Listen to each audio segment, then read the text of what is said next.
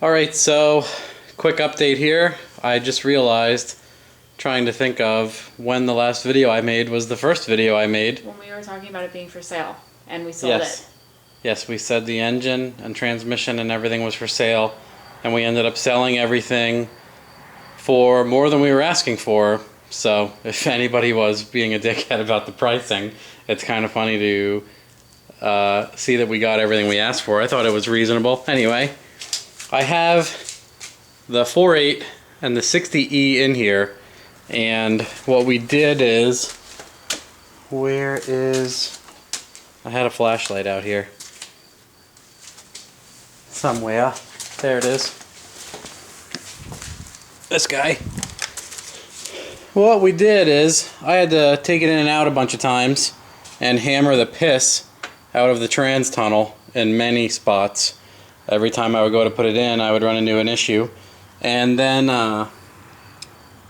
the cross member is actually, you need a front sump pan. This is a GTO oil pan on this pig, front sump, and you still need to notch the cross member so the pan doesn't hit it. We didn't get a video with that. Well, nah. Pictures. Yeah, I have pictures of it. Maybe I'll throw them in the video. When I edit the video, I can toss the pictures in.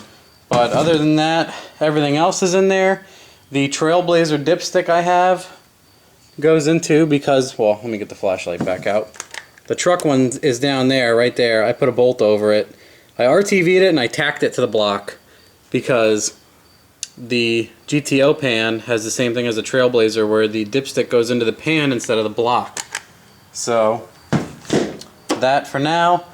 The only thing is we're limited on space in the front a little bit. I want to put a big ass fan on this because I hate when stuff overheats. So I like to use Taurus fans or the old 3800 single fan that's a beast, or like a Ford Escort fan. And what we might end up doing is, it's pretty cheap. Like a C5 Corvette water pump is about 2 inches narrower, I guess you could say, not as far out front. You save about 2 inches or more. And then I already have a Corvette alternator bracket that was on the other car, so that would bolt right up and line up. And then someone said they will give me a Corvette balancer. So for about 83 bucks for the water pump, to save a whole ton of room in the front of the car for the turbo kit and everything else, that's pretty much worth it. And then I have an LS1 intake left over. We just need to get a truck throttle body. And then these are eBay aluminum fuel rails that actually came with the fittings. You can buy them in 6 or 8, -6 or -8, and it actually comes with the fittings, and it comes with like a little over 6 feet of braided stainless line, which I only really used for the crossover, so I'm not going to use much more of it, but it actually came with stainless line for people that like stuff to look pretty, even though I don't give a shit. You still need O-rings. Yeah. What sucks is, the only thing, these are about 70 bucks shipped. The O-rings are too big, so when you tighten they push out, but O-rings are super cheap. My buddy even has a box of O-rings. So we'll just put some O-rings on them and we'll be fine. And then what's cool already is I have them pointing out to the left, and the stock feed and return is right here. So I just need to step those up to 3/8 and they'll go right on the -6 lines. So all of that's fairly easy to do too.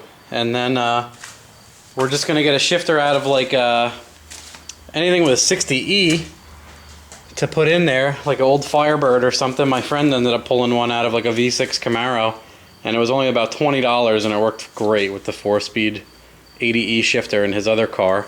And then I let my buddy borrow the turbo, so I'll have the turbo over here, but most likely the battery and everything is going to go in the stock spot. And then the intercooler obviously in the front, and then I think I'm going to use the stock radiator in here. And then the turbo, I disconnected the fuse box here. It was stuck to the ground, so I'm going to move that and put the turbo about here because the alternator is going to be about here, and the rest of it is wherever it falls. Basically, the manifolds fit in fine. Truck manifolds fit in good. I also have Trailblazer SS manifolds, which are actually tighter. They fit fine too, so I'm going to use one of each just for fun.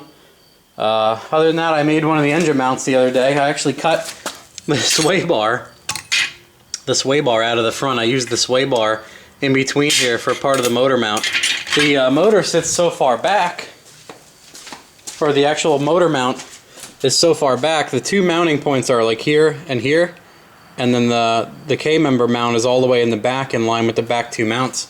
So I just took a piece of steel and basically, well...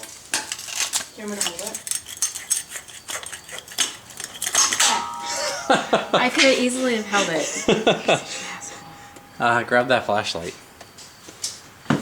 Shine it down there on the engine mount. See, this guy bolts up to the motor on the back two motor mounts out of the 4, and then this guy just bolts into the K-member, and that's it. Really, it just holds it in place.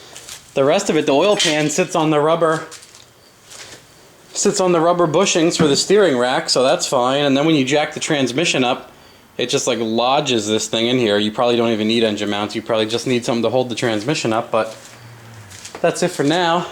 We will make another one, I guess, when we get a little farther, but I guess you expected, since I didn't make a video in a decent amount of time, that the motor would already be in and most of the things would already be working. But I've also been working on this car, which I just put the drive shaft in, and I don't have the bolts for the drive shaft. It didn't come with anything, so got to get that. But so this one will be done probably this weekend, and then this one will be going along pretty quickly, probably much faster than this did. But that's it.